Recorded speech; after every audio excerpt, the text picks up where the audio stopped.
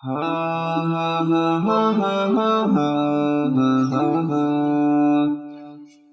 Ha ha ha ha ha ha ha ha.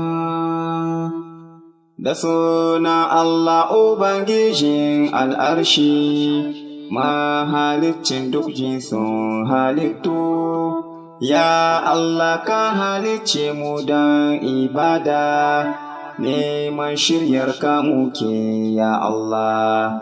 Ya jinsi na zan so mawada nasiha, nasiha kuma zance ne na Allah.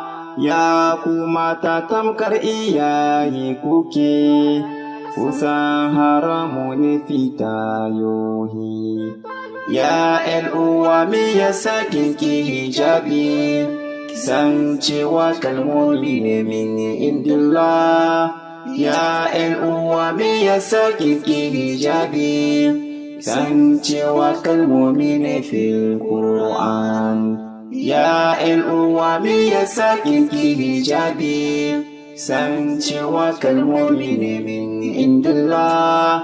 Ya uwa me yasa kinki sutura, san cewa kalmomi ne fil Qur'an. Ya uwa na roƙe ki karki sake ki faɗa cikin tarkon makiyan addinin Islam. Saka hijabi wajibi ne a kanki, wannan su ne dokoki na Allah. Ya uwa me yasa kinki hijabi, san cewa kalmomi ne min indillah. Ya uwa me yasa kinki sutura, san cewa kalmomi ne fil Qur'an. Oh toi ma sœur, pourquoi refuses-tu les voiles? Sache que c'est une parole divine, ma sœur. Oh toi ma sœur, pourquoi refuses-tu les voiles? Sache que c'est une parole divine, ma sœur. Nous avons entendu un discours fort, étonnant et déplaisant.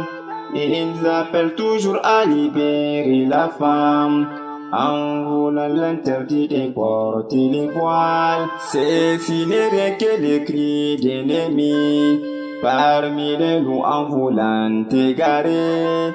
Ne les écoute pas et sur la loi d'Allah, car c'est la seule issue qui mène au salut. Oh toi ma sœur, pourquoi refuses-tu les voiles? Sache que c'est une parole divine, ma sœur.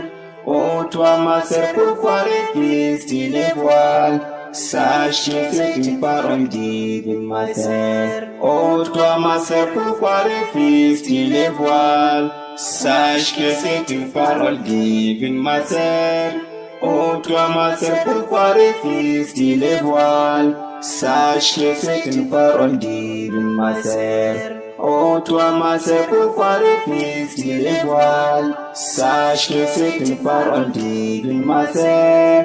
Oh toi ma sœur, oh toi ma sœur, oh toi ma sœur, pourquoi refuses-tu les voiles?